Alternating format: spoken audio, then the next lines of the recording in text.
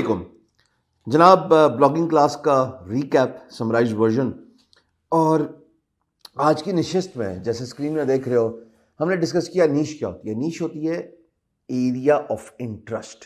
मिसाल के तौर पे नीश बड़ा कैनवस है, बड़ा ब्रॉडर पर्सपेक्टिव है। नीश हो सकती है स्पोर्ट्स, नीश हो सकती है फैशन, नीश हो सकती है एरोस्पेस, ऑटोमोबाइल, सो फोर्थ, टेक्नोलॉजी, सब कुछ। तो आपने जो इंतखाब करना है नीच का इंतखाब करना बहुत ज़रूरी है कि आप किस पर्टिकुलर नीच में, जिसको लोग नीच भी कहते हैं, तो उसका इंतखाब करके उस पर कंटेंट लिखना है, उससे रिलेटेड बात करनी है। लेकिन याद रहे नीच सेलेक्ट करने के बाद आपने माइक्रो लेवल पे जाना है, मैक्रो पे नहीं रहना। यानी कि आपने इंतखाब किया online money, make money online, online business नीच आपकी। अब ऑनलाइन बिजनेस में आप सब कुछ नहीं कवर कर सकते और गूगल आपको कवर करने भी नहीं देगा, बिकॉज गूगल कहता है सब्जेक्ट मैटर एक्सपर्ट हो आप, तब मैं आपकी बात मानूंगा। मैं बीइंग गुरु 2016 से चला रहा हूं, सारे कीवर्ड्स रैंक है, फ्रीलांसिंग, डिजिटल मार्केटिंग है, इसके अलावा कुछ रैंक ही नहीं करता। इसलिए कि गूगल को पता है मैं सब्जेक्ट मैटर एक्सपर्ट नहीं हूं, मैं अभी खामखा एक ब्लॉग पे कंटेंट लिखी जा रहा हूं, रहता फैला रहा हूं।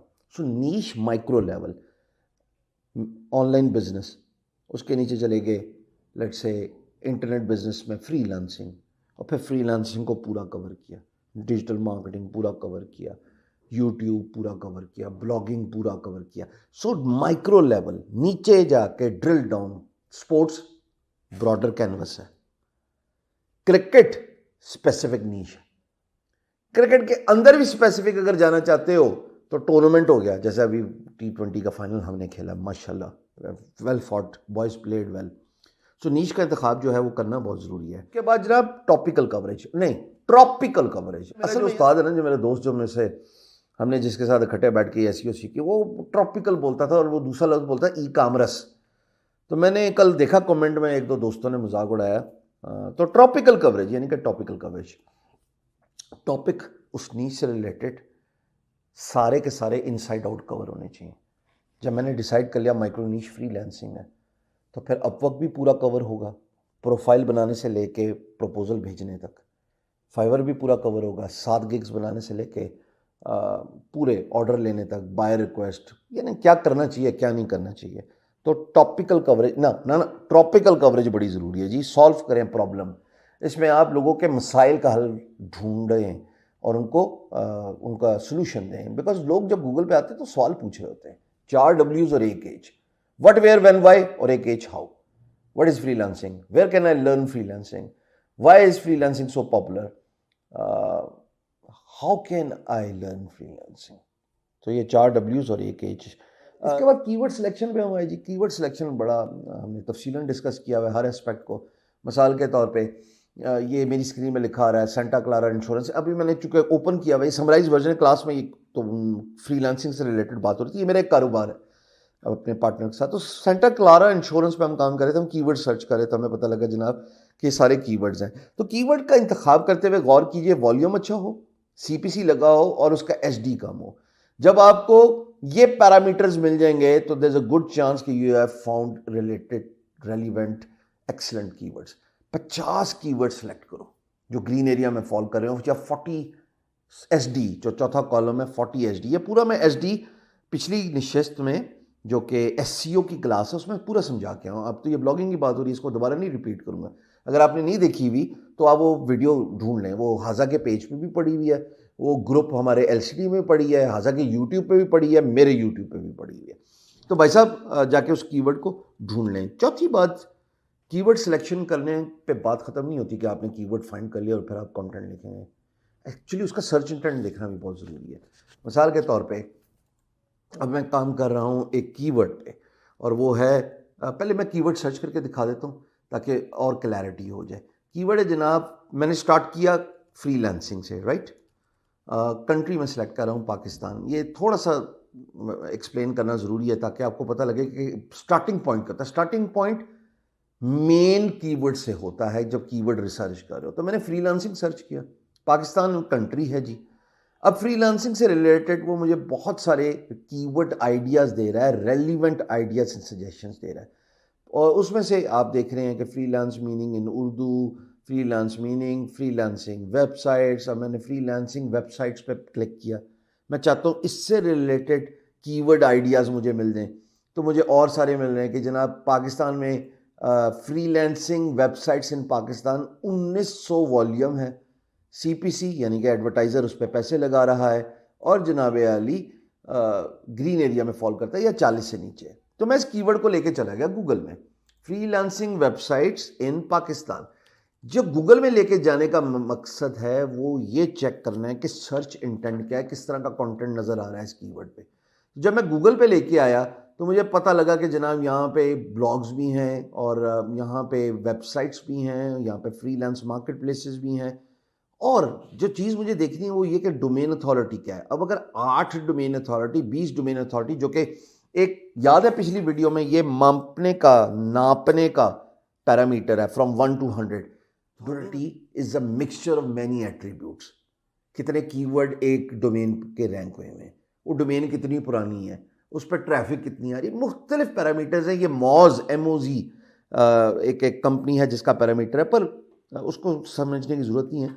गूगल की रैंकिंग में ये बड़ा कलीदी किरदार अदा करता है। Higher the domain authority, it means के वेबसाइट पॉपुलर है, कीवर्ड्स रैंक हुए में, ट्रैफिक अच्छी ले रही। तो जितनी भी बड़ी वेबसाइट होंगी, मिसाल के तौर पे upwork.com है, अब ये 91 अगर इसका डोमेन अथॉरिटी, ये पॉपुलर साइट है, इसके बेशुमार कीवर्ड रैंक है। तभी तो मैंने लिखा freelancing website in Pakistan, Upwork इधर भी रैंक हुआ हुआ है।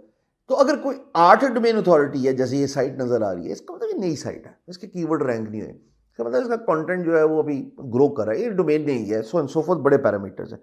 तो जो सर्च इंटेंट है वो ये देखना जरूरी है कि आया आपका कंटेंट जो कीवर्ड है उससे रिलेटेड नजर आ रहा है कि नहीं आ रहा। आप ब्लॉगर हैं, जब मैं कह रहा हूं ना आया आपका कंटेंट, तो आप ब्लॉगर हैं, कीवर्ड है फ्रीलांसिंग वेबसाइट इन पाकिस्तान, तो कंटेंट यहां पे ब्लॉग का नजर आ रहा है कि नहीं आ रहा। मुझे नजर आ रहा है कि ई-मनी PK, इसके बाद जनाब daily times PK, best freelancing website in Pakistan, उसके बाद टॉप 10 फ्रीलांसिंग, ये ब्लॉगर्स है ना टॉप 10 PK।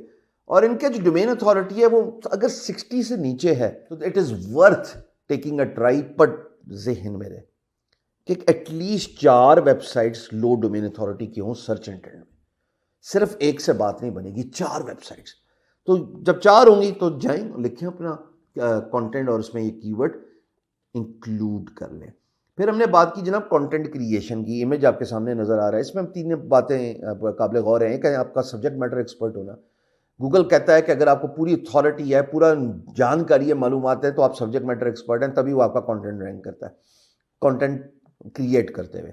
दूसरा है अगेन जुड़ा हुआ है पहले से कि कंप्लीट नॉलेज, इनसाइड आउट, पहले क्या हुआ, अभी क्या हो रहा है और आप मुस्तकबिल में क्या फोरकास्ट कर रहे हैं। तीसरा जी fresh new information, up to date information about that content.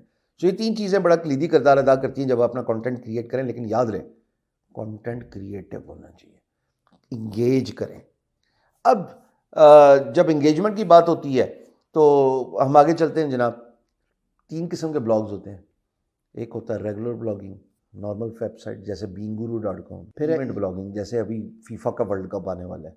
अब यहाँ पे आप पैसे कैसे कमा सकते हैं, आप हर टॉपिक को कवर करें, स्टेडियम्स जहाँ जहाँ फुटबॉल मैचेस हो रहे हैं, schedule of the matches, time of start, teams, number of players in a team, और पैसे कैसे कमा सकते हैं। टिकट बेचे ना एफिलिएट के तौर पे, बहुत सारी आपको ऐसी वेबसाइट्स मिल जाएंगी। मर्चेंडाइज बेचें ना, कपड़े बेचें कि आप किसी टीम को सपोर्ट करते हैं, जर्मनी को, हॉलैंड को, जो इसको भी, हम मुझे तो फुटबॉल का इतना शौक नहीं है, तो जिस भी टीम को सपोर्ट करते हैं उसकी जर्सी शर्सी बेचें, फुटबॉल गियर बेचें। फुटबॉल पाकिस्तान में सियालकोट में बनते हैं, वो बेचें जी। अब फीफा वर्ल्ड कप का बुखार चढ़ने वाला है पूरी कौम में, तो हम जो है वो फुटबॉल जो है वो इतने दिन में आपके पास कैश ऑन डिलीवरी कर देंगे। आप तो पाकिस्तान में ब्लेस्ड है, बने सारा सियालकोट में 90% फुटबॉल ही यहीं से जा रहा है। तो ये होता है इवेंट ब्लॉगिंग के किसी इवेंट पे फोकस करके आप बात कर रहे होते हैं। लेकिन याद रहे कि जब इवेंट खत्म हो जाता है तो वो ब्लॉग किसी काम का नहीं रहता, तो उसी इवेंट के बीच में हमने पैसा कमाना है एफिलिएट ब्लॉगिंग करके। फिर अब एफिलिएट ब्लॉगिंग की बात कर रहे हैं तो फिर तीसरा पार्ट आ गया, वो खुद एफिलिएट ब्लॉगिंग है। एफिलिएट ब्लॉगिंग क्या होती है कि आप 80% इंफॉर्मेटिव कंटेंट लिखें, 2 हिस्सों में डिवाइड होता है एफिलिएट ब्लॉगिंग। 80% इंफॉर्मेशन देनी है किसी एक नीश के बारे में, याद रहे, एफिलिएट ब्लॉगिंग में आपने वॉलमार्ट नहीं बनना, सुपर स्टोर नहीं बनना कि आप बात करें आईफोन की भी, आप बात करें कॉल बेल की भी, आप सफ़ा भी बेच रहे हैं ना। एक नीश उठा लें, बस आईफोन की बात हो रही है तो बस फिर आईफोन ही की बात हो रही है और उसमें एफिलिएट ब्लॉगिंग हो रही है। मिसाल के तौर पे यहाँ पे आप ये स्क्रीन पे देखें, आईफोन 10, 12, बैटरी, वायरस, सब बातें फिर उससे रिलेटेड हो रही है। 80% मालूमाती ब्लॉग होना चाहिए, 20% में आप बेचें। अपने ब्लॉग के बीच में लिंक डाल दें जिस जगह पे आप बेचना चाहते हैं, उसके एफिलिएट पहले बन जाएं और फिर पैसे कमाएं। ये हम सीखेंगे जब हम एफिलिएट ब्लॉगिंग पे आएंगे। फिर हमने डिस्कस किया आपकी वेबसाइट में अगर 2 एलिमेंट्स हों तो बड़ा अच्छा हो जाता है मामला। एक है आपकी वेबसाइट पर टूल होना चाहिए, जैसे वर्क चेस्ट है। और वर्क चेस्ट की ट्रैफिक अगर मैं आपको दिखाऊं, आप यहाँ पे स्क्रीन पे देखें तो मैं जा रहा हूँ ट्रैफिक एस्टिमेशन। अब ये टूल आपको पता होगा मैं कौन सा यूज़ कर रहा हूँ, 10 दफ़ा बता चुका हूँ। इसको कहते हैं नील पटेल का ऊबर सजेस्ट। अब मैं अगर workchest.com की ट्रैफिक आपको दिखाऊं तो वो 20,000 मंथली ट्रैफिक है, सिंपली बिकॉज नई साइट है, 1.5 साल हुआ है।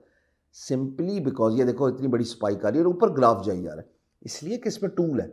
बायर फ्रीलांसर को सर्च कर रहा है, फ्रीलांसर बायर को सर्च कर रहा है, प्रोजेक्ट पर बिड कर रहा है, टूल है। अपनी वेबसाइट पर टूल रखिए। और अगर आपको समझ नहीं लगती टूल किस बला का नाम है, तो अगर आपकी वर्डप्रेस की वेबसाइट है तो एक साइट है codecanyon.net। codecanyon.net में मुख्तलिफ प्लगइन्स मिलते हैं।